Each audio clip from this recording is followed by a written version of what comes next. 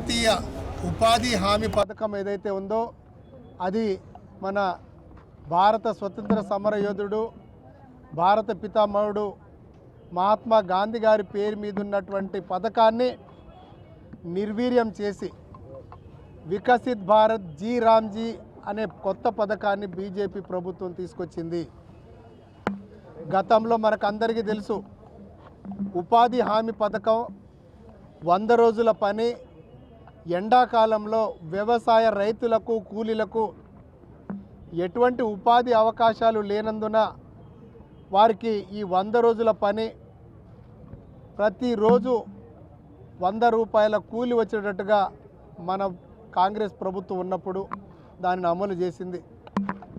అప్పుడు ఇంచుమించు 90% కేంద్ర ప్రభుత్వం భరిస్తే ఆ నిధులను రాష్ట్ర ప్రభుత్వాలు 10% భరించేది.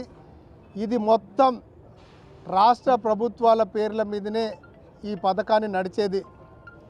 అటువంటి పథకం ఎవరిని సంప్రదించకుండా బీజేపీ ప్రభుత్వం సొంత నిర్ణయాలు క్యాబినెట్లో కూడా చర్చించకుండా మంచి చెడును ఆలోచించకుండా ఈ ఉన్నటువంటి మన్రేగా ఏదైతే పథకం ఉందో ఈ ఉపాధి హామీ పథకాన్ని వాళ్ళు పూర్తిగా రద్దు చేసి కొత్త పథకం జీ రామ్జీ పథకాన్ని తీసుకురావడం జరిగింది.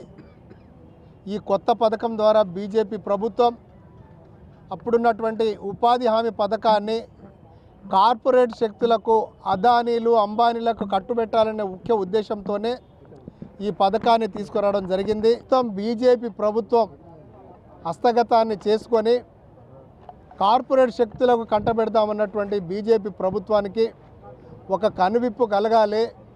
గతంలో ఉన్నటువంటి ప్రైమ్ మినిస్టర్ రోజ్గార్ యోజన ఏదైతే ఉందో దానిని పునరుద్ధరించాలని చెప్పేసి మన జీ రామ్జీ పథకాన్ని రద్దు చేసేంత వరకు కాంగ్రెస్ పార్టీ, కాంగ్రెస్ ప్రజలందరూ మూకుమ్మడిగా పోరాటంలో పాల్గొని జనవరి 5 నుంచి అనేక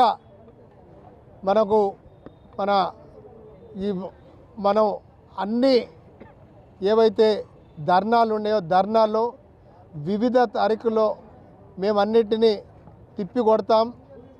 రద్దు చేసేంత వరకు జీ రామ్జీ పథకాన్ని రద్దు చేసేంత వరకు కాంగ్రెస్ ప్రభుత్వం, కాంగ్రెస్ ప్రజలు, కాంగ్రెస్ పార్టీ నాయకులు, కార్యకర్తలు, మండల అధ్యక్షులు అందరూ సమిష్టిగా మేము పోరాడి ఆ పథకాన్ని రద్దు చేసేంత వరకు మేము పోరాడతాం. Local to global news at your fingertips. మీ చేతిలో ఒక ఆయుధం. Download raw TV app. Media legend Ravi Prakash is back.